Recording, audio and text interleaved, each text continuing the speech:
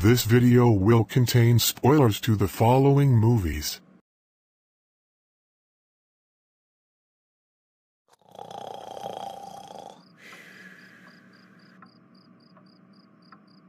Wake up. Ah. You seriously can't let me have my beauty sleep. This is important, because your girlfriend, she, was, kidnapped. Oh, come on. But why didn't you go to the police about this? Because they can't do anything about it. Yes, they can. Stop lying. I'm being serious, the goons that took her would only fight you. So what you're saying is they won't attack a big group of police officers, but they will attack a hapless man who wants his girl back? Whatever, I'll just go. We're all familiar with the term damsel in distress, right? Basically, a helpless female is in danger only to be saved by the man. It's been very commonplace in many forms of media, especially film. It's a cliche that we're all too familiar with. One of the most famous examples for absolutely certain is Princess Peach from the Super Mario franchise. In most of the Mario games, not all of them, but most of them, Peach is the one you gotta save. It's almost always a damsel in distress situation with these games. Even in the Super Mario Bros. Movie from 1993, but in this one the damsel is Daisy, whose name is taken from the captive in Super Mario Land for Game Boy. But the film version is a little stranger with it, as it's about humans that evolved from the dinosaurs in an alternate dimension, and the leader of the Dino Humans wants to merge that dimension and the real world together. Hence the reason he captures Daisy, a detail that was inserted because the original Mario games didn't have a lot to go by in terms of story back in the day.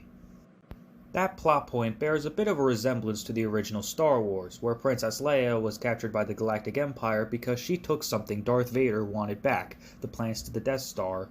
Notice how in this series I keep referring to Star Wars. I can't seem to ignore it. I mean, the Star Wars films took a lot of inspiration from other movies, cliches even.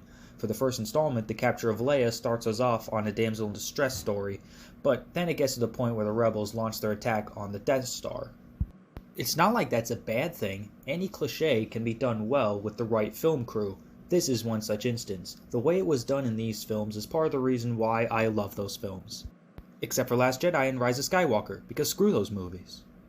Can Raiders of the Lost Ark be listed as a damsel in distress story? I mean, in the middle of the movie, on one hand, Marion's being held captive by the Nazis, but on the other hand, Indy's more concerned about finding the Ark than rescuing Marion, and besides, he thought she was dead until after he locates the Ark.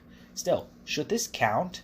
Like with Star Wars, the Indiana Jones films took a bunch of cliches and made them feel fresh, with a lot of inspiration coming from the James Bond films, maybe even Damsel in Distress, coming from Dr. No, the first film in the James Bond franchise.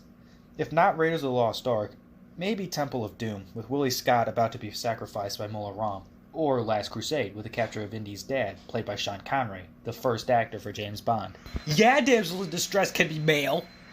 You know what, how about all the Indiana Jones films, even Kingdom of the Crystal Skull if we're willing to go that far. Let's look at a more early example. Last of the Mohicans by James Fenimore Cooper was adapted to a 1936 black and white film starring Randolph Scott and a 1992 adventure film starring Daniel Day-Lewis. The middle of the story has Cora and Alice Munro captured by the Hurons, and Hawkeye, Chingachgook, and Uncas must rescue them. When the black and white version was released, it was during the age in film where women were not often portrayed in leading roles, or very prominent for that matter. They were often the reward for the man's heroic deeds, maybe a smooch or two. It was so commonplace back in the day that even superheroes have to save people. Every superhero I know had to save at least one person. With Spider-Man, he often saved his girlfriend, or wife depending on what timeline you're looking to, Mary Jane Watson. With Superman, he would always save Lois Lane, and if he's not sick of that by now, that's just incredible. Even Batman has his fair share of saving someone. Very often, it would be his teenage sidekick, Robin, who has been etched in a lot of people's minds as somewhat annoying, but also a pretty lame bullseye. That costume very clearly doesn't blend in as well as the Dark Knight's costume.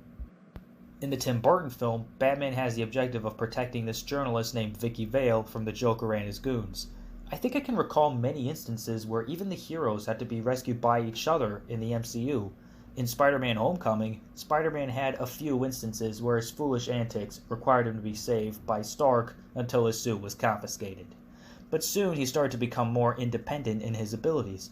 As cliche as all this sounds, superheroes themselves fall under cliches anyway, and some of their powers are based on mythology.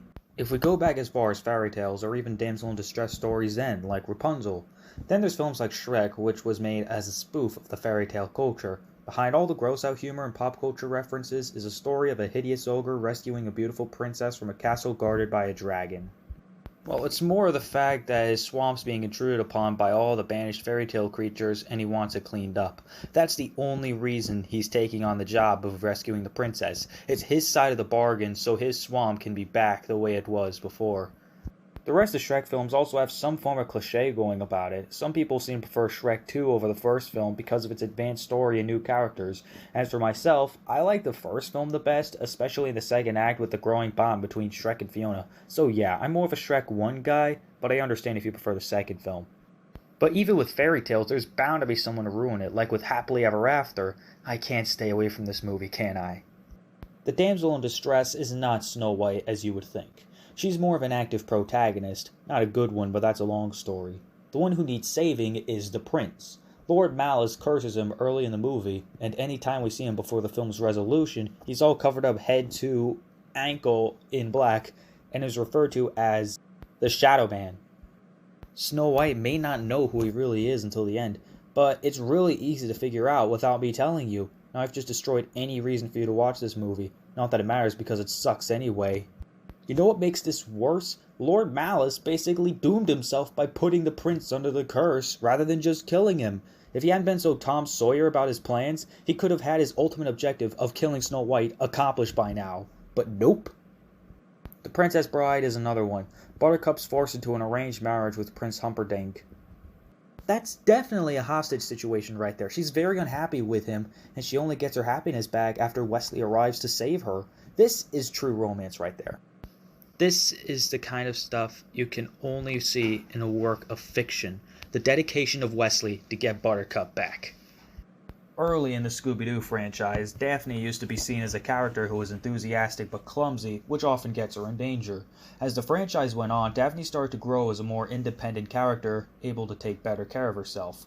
This can be shown in Roger Gosnell's first adaptation, where a line of dialogue states that she's a black belt. She shows this off when fighting this wrestler above the ritual chamber and knocks him down into it, which takes out all the demons through sunlight. Well, she still has a damsel in distress type of character about her at the beginning of the movie, and it's her part of the reason Mystery Inc. split up. I'm not saying much of this is a good move, it's not, but it's the least of the film's problems. Finally, I hope I saved the worst for last with Felix the Cat the movie. With it being based on a cartoon character, you'd think they'd try to make a good movie even with a cliche plot. But unfortunately, it doesn't even come close. They don't try. In terms of cinematic releases, not counting direct-to-video or TV movies, I believe this to be the worst film ever created. Yes, worse than Food Fight. Isn't it bad enough that the story is a very basic damsel in distress scenario? Princess Oriana of the land of Oriana. See the lack of creativity there? Anyway, she's been captured by her uncle, the Duke of Zil. This is in an alternate dimension too, meaning Felix has gone from his world to that other world. Really? This is the route you're going? An alternate dimension? There's no reason for this plot point. Why not just have Felix be in the land of Oriana? And why does the country have to be called Oriana, naming it after the princess that reigns there? Not only is the plot ridiculously cliche, but its pacing is way too slow for a runtime of 78 minutes, meaning half the time we don't have the focus on saving Oriana. It's just too much time spent on Felix's foolish antics and introductions to new characters that in the long run doesn't leave you asking for more. It just leaves you asking so many questions like, how did this movie get so bad? Well, that's all I can list for this video. There's plenty of other examples of damsel in distress characters in fiction. Is there any famous ones that I missed? Let me know in the comments. Thanks for watching.